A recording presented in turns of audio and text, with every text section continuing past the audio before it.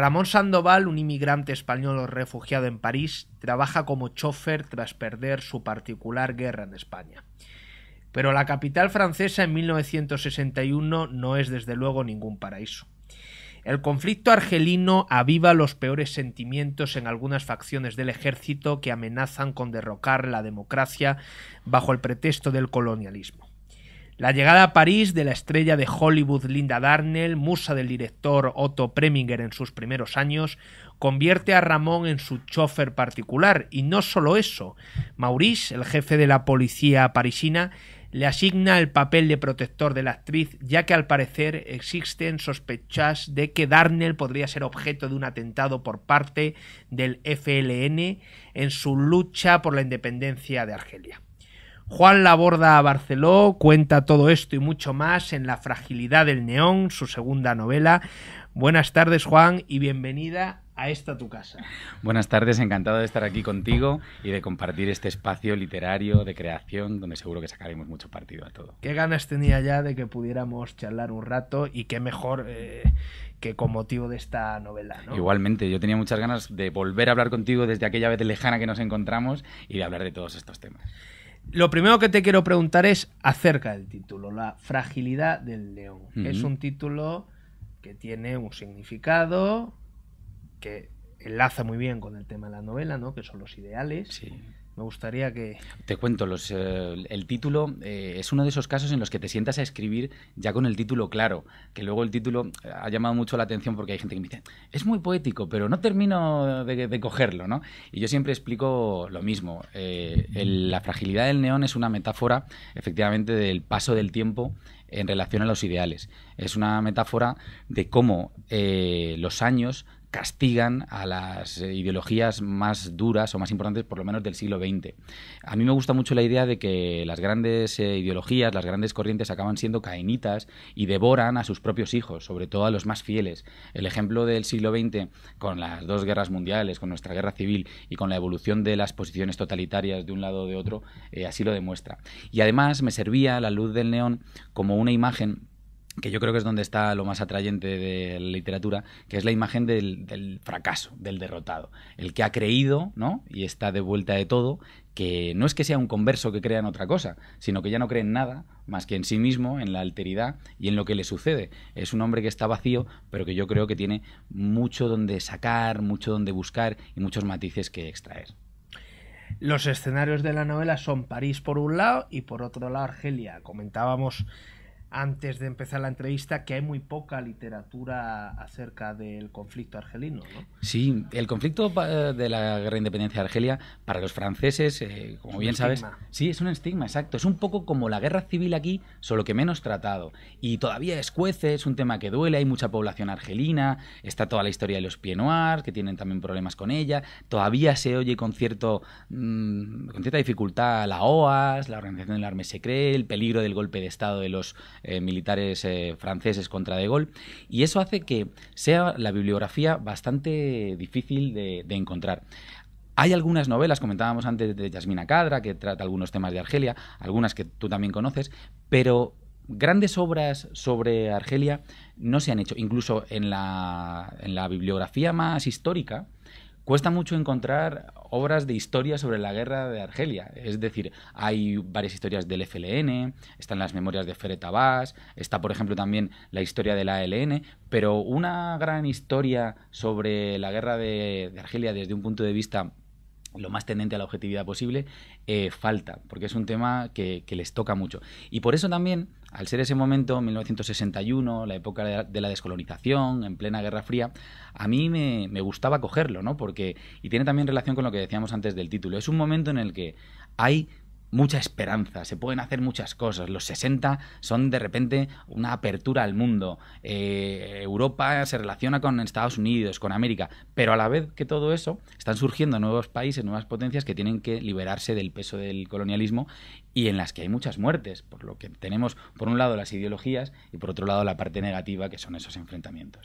Y Linda Darnell, que llega a París en el año 61, que ha sido una enorme artista, ¿no? Ya está en una época un poco decadente, ¿no? Eso es. Llega a París y parece siempre, a mí me hacía gracia leer la novela, que los Estados Unidos siempre están detrás de todos los guisos, ¿no? Sí, sí, bueno, yo creo que Estados Unidos... Sin ánimo de... No, por supuesto. De desvelar nada... Pero a mí me parece que es verdad que las teorías siempre más conspiranoides aparecen en torno a las grandes potencias como Estados Unidos, y este es un momento propicio, ¿no? Porque en la Guerra Fría los dos grandes bloques, las dos superpotencias, pues están intentando que no suceda la famosa teoría del dominó, ¿no? Que si cae una pieza hacia su lado, pues van cayendo todas las demás. Y ahí pues hay muchos intereses ocultos, como muy bien apuntabas.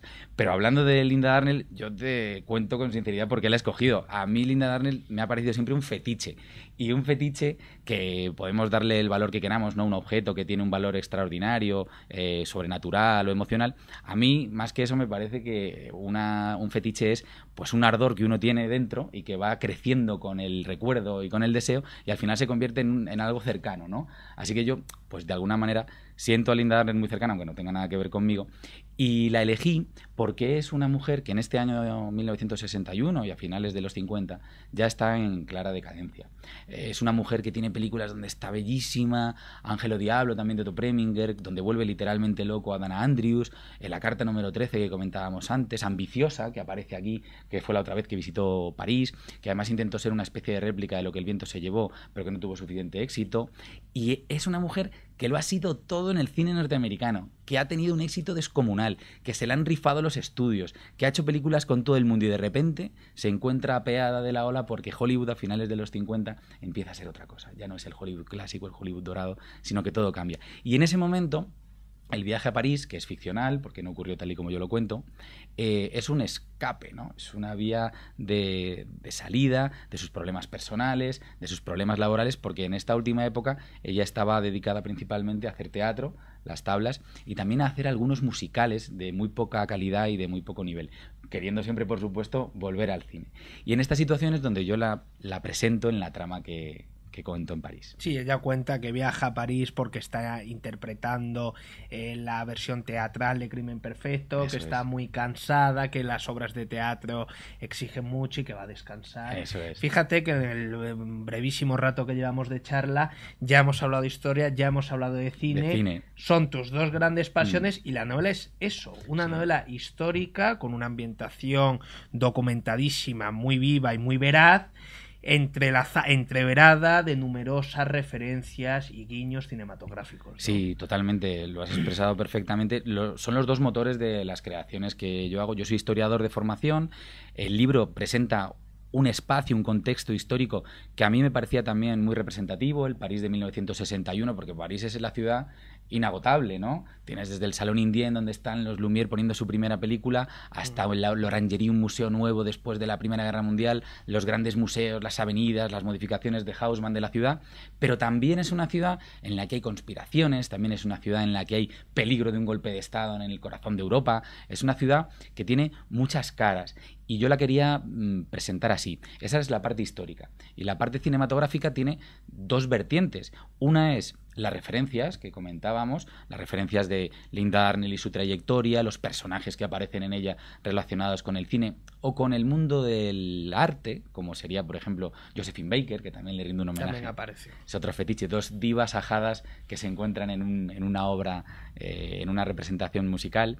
y aparece, por supuesto, hemos comentado Truffaut, aparecen también grandes personajes de la literatura y del cine. Malraux, que en ese momento era ministro de Cultura de Gaulle. Malraux aparece Semprún, Camus. Picasso también está en un momento dado. Y todo esto a mí me permite crear ese universo que es a veces histórico y a veces ficcional en el que yo me muevo. El cine también está en otra cosa, en la novela, y es que toda la novela está construida de una manera muy cinematográfica. Eso quería comentar. Sí, todas las escenas realmente tienen una estructura cerrada, como si fueran una escena en sí misma, con su punto álgido arriba, su punto también final intentando subir, y una construcción intermedia. Y por supuesto, lo que hemos empezado a hablar fuera, la estructura que es de dos lugares, ¿no? Que tenemos primero el desierto argelino, ese enfermo imaginario que te pide demasiado, y por otro lado tenemos la ciudad de París, que se van compensando constantemente el uno del otro, dos líneas que al final se unen en esos dos hermanos que son Ramón y Manuel Sandoval. Dos líneas que al final se unen a lo largo de 40 capítulos, una estructura clarísimamente marcada. Sí. Supongo que no sé si tendrías una escaleta planificada, un poco surgió al albur de la escritura, pero vamos, que la novela a priori está muy bien planificada, ¿no? Sí, yo tenía una organización que evidentemente vas modificando a medida que creas, pero yo tenía efectivamente una escaleta, una organización de capítulos, una división temática, intentando que pesara no lo mismo, pero sí temáticamente o narrativamente como yo quería, y a mí siempre me han gustado mucho, aunque son autores que he leído hace tiempo, pues esas novelas de intriga, aunque en realidad, y se presenta aquí como una novela muy política, habrás visto que esta novela es un drama realmente. Totalmente. Es un drama, y bueno, tiene una parte política. Pero bueno, a mí me gustan mucho esas novelas, como decía, de intriga o de espionaje, como las de Frederick Forsyth o Tom Clancy, que empiezan en 3 lugares distintos y luego el personaje va recorriéndolos y une esas líneas, ¿no? Y con una temática y un género completamente diferente, yo quería hacer algo parecido, de forma muy clara. Hablar de 2 espacios atrayentes, muy distintos, casi opuestos, que por la trama yo acabo convirtiendo pues en una misma historia. Fíjate, me han venido a la cabeza ahora, no lo tenía pensado de antes. 2 películas. Cuando has dicho lo de la estructura de 3 personajes que empieza en 3 ciudades distintas y tal, me ha venido a la cabeza que no tiene nada que ver, pero en ese tipo de estructura, la película que dirigió Clint Eastwood hace unos años, Más allá de la vida. Sí. También son 3 ciudades, exacto. San Francisco, Nueva York y París, y al final confluyen. Y luego en esto de los homenajes, al hablar de Josephine Baker, me he acordado de Medianoche en París. Sí. Que hace muchos homenajes. Muchísimos. Casi podría decirse que es una adaptación de París a una fiesta de Hemingway, sí, porque es que casi parece la traslación literal. Y luego hay una escena que mucha gente a lo mejor ha pasado por alto, en la que sale Josephine Baker bailando la conga. Efectivamente. Bueno, son 2 ejemplos fantásticos, porque la estructura es muy cinematográfica. Toda la estructura, como en Más allá de la vida, es muy cinematográfica, donde además los personajes efectivamente, ¿no?, que se salvan, van vinculándose y uniéndose, y aquí es un poco lo mismo, la historia está unida por esos 2 personajes supervivientes de muchos otros acontecimientos. Y me gusta muchísimo que traigas Midnight in Paris de Woody Allen, porque a mí es una película que me encanta. A mí también es un cuento. Es un cuento, es fantástica. Y además esa lectura de que el salto en el tiempo en realidad puede ser un salto en el tiempo o puede ser un salto hacia el interior de ese creador que visita sus propios fetiches y que se los encuentra. Y ahí es donde tenemos pues una riqueza descomunal, ¿no? Se encuentra pues con todo el mundo, la época fantástica, la Belle Époque francesa, aparecen pintores, escritores, y aparece efectivamente Josephine Baker también, Hemingway. A mí me parece que en esa riqueza que estamos todos, ahí estamos todos bebiendo, es donde, intentando integrarlo en la trama, tenemos un caldo de cultivo fantástico. Me decía Javier Márquez hace poco, hablando de su Eddie Bennett, que él, cuando mejor se lo pasa escribiendo, es cuando recrea más fetiches. Dice, a ver cuántos fetiches puedo poner aquí de modo que la trama funcione. Y bueno, pues esa es la idea que he intentado yo también transmitir. Volcar lo que soy, volcar mis fetiches e integrarlos en una trama organizada. Es verdad que las novelas de Márquez, que ahora creo que ha sacado la segunda parte, ¿no? Afilado como un blues. Afilado como un blues, la de Letal como un solo de Charlie Parker. Exacto. Lo trajimos aquí a Periodista Digital hace un montón de tiempo y estuvimos hablando también de eso. Sí, ¿verdad? Porque él hace muchos elementos... Son novelas homenajes, ¿no? Homenaje totalmente. Bueno, allí aparece Sinatra, Dean Martin, todo el Rat Pack, aparece Marilyn, la muerte de Marilyn en este último.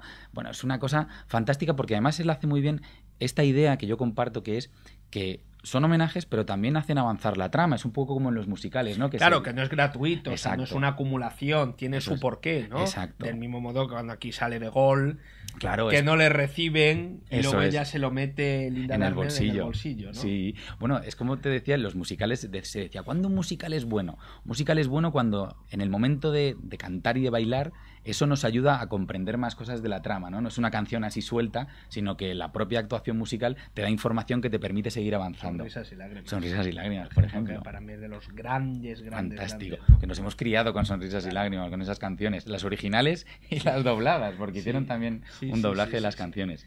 Esto me sirve para también comentarte acerca de los personajes secundarios, ¿no? Llevamos un rato hablando. Los personajes secundarios en la novela tienen mucha importancia.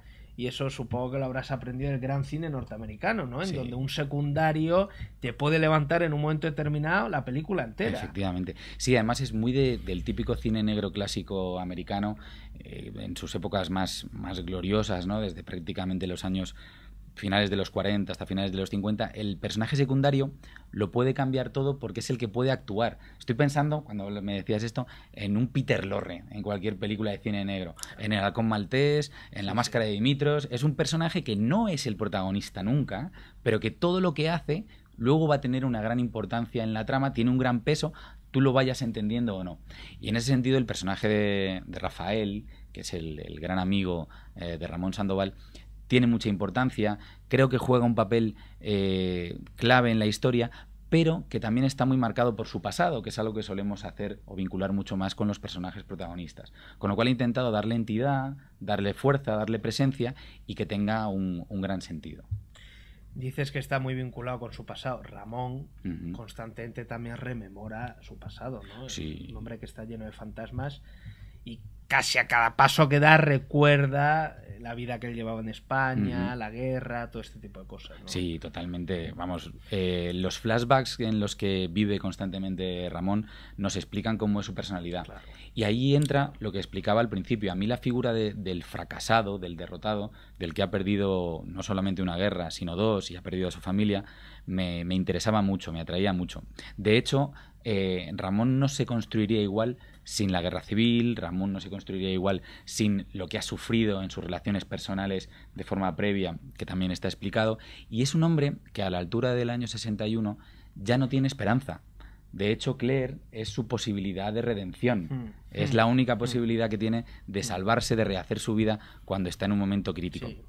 Y también me llama la atención siempre que los conflictos de la familia están en el pasado. También tiene un conflicto con su hermano, tiene un conflicto con la familia, y todo eso ocurre en un tiempo anterior, que es el tiempo de la Guerra Civil. No es una novela de la Guerra Civil, pero está presente. Sí. Es una especie de pozo que está de paisaje, ¿no? De sí. fondo.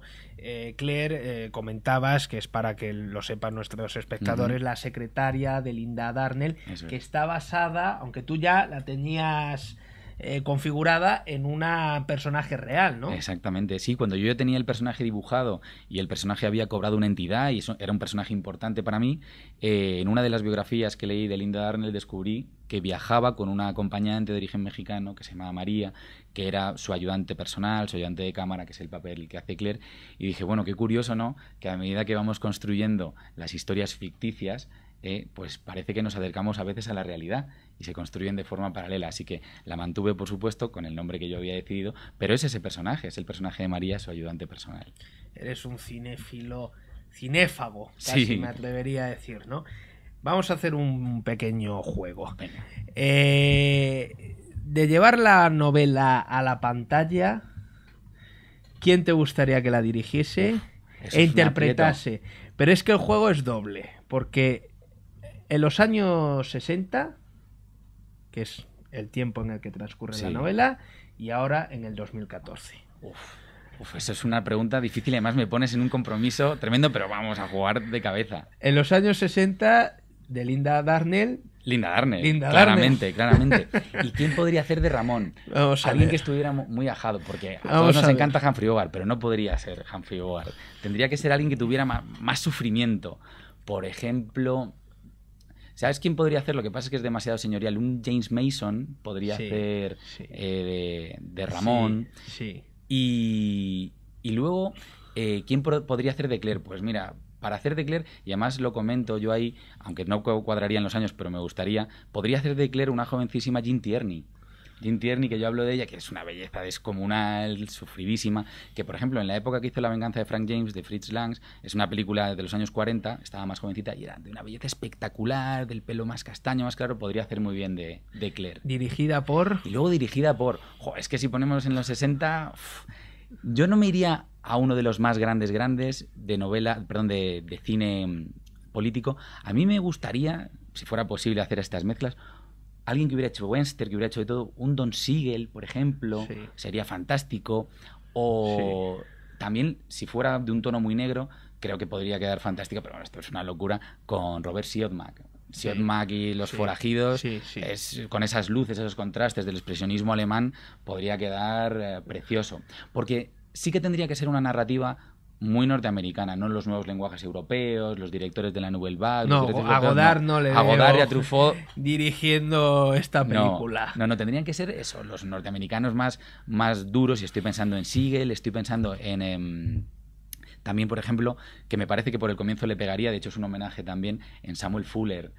Fíjate, estaba pensando en Fuller ahora mismo, que lo ponen en primera línea, por así decirlo, lo redescubre la Nouvelle Vague. Sí, que en su mitomanía por el cine norteamericano. ¿Qué película más buena está Samuel Fuller, Pick Up on the South Street? La del carterista. El carterista, qué maravilla. Maravillosa. O sea, maravillosa. Qué cineasta de serie B más extraordinario. Buenísimo. Bueno, La Casa de Bambú. La Casa de Bambú es tremenda. A mí me parece que él tenía una norma, que lo he leído en algún sitio y por eso es el homenaje del primer capítulo. Él decía que una película tenía que empezar en todo lo alto, de la forma más impactante posible. Entonces, en The Naked Kiss, aquella película bestial sobre una prostituta, empieza con una pelea porque no le paga el cliente. Y en medio de la refriega, el cliente le tira del pelo y ella está calva, está rapada al cero, y te quedas impactadísimo. Y en The Crimson Kimono, una chica de cabaret sale corriendo de un cabaret y le pegan 2 tiros en medio de la carretera. Ese es el comienzo, así empieza. Comienzos bestiales. Y yo quise seguir un poco eso. Tú has empezado con una imagen, que es una forma muy clásica y muy bonita de abrir una historia, ¿no? Una imagen además fordiana casi. Totalmente, ¿no? Sí. Con esa imagen, ¿no? De un incendio en la oscuridad del desierto, es como una cerilla en un congelador, ¿no? Fácil de encender, pero que se apaga con rapidez. Pues esa imagen es muy cinematográfica. Totalmente. Es el cine, es lo que yo entiendo por cine. Y me gusta mucho que me digas esto porque el corrector de mesa que he tenido, que ha sido Carlos Puyol, el gran Carlos Puyol, es un fordiano incorregible. Y tenemos ahí una broma que es lo que tenemos que hacer en las redes sociales, que es Fordianos del Mundo unidos. Nos tenemos que unir, hombre, hacer una asociación. Fíjate, yo siempre digo que si dentro de 3.000 años vienen los extraterrestres y preguntan ¿qué se ha hecho en el siglo XX? Pues ahí está Ford. Sí, Ford, o sea, Ford es como Miguel Ángel. Exacto. O como Homero. Sí, es de una contundencia, es decir, brutal. La obra de Ford yo creo que representa mejor que nada el patrimonio artístico del 20. Sí, totalmente. Además creo que es el director que más llega, que más indaga en la hondura del ser humano, ¿no? Totalmente. O sea, es en los gestos, ese John Wayne haciéndose así en el brazo al final de Centauros. Centauros del desierto. Qué ambigüedad el tío totalmente, qué tío más ambiguo. Totalmente. Es que además él tiene la capacidad de, con una economía de planos bestial, transmitirte cosas muy, muy contundentes y muy profundas. Y es que si el arte que intentamos hacer todos es la investigación, la búsqueda en el espíritu humano, él con 4 planos te lo deja claro. Recuerdo una de las entrevistas que le hizo Peter Bogdanovich que decía... menudo documental, bueno, maravilloso. Fantástica. En busca de John Ford. De John Ford, sí, creo que se llama. Sí. Maravilloso. Sale John Wayne hablando, salen todos. Sale Maureen O'Hara.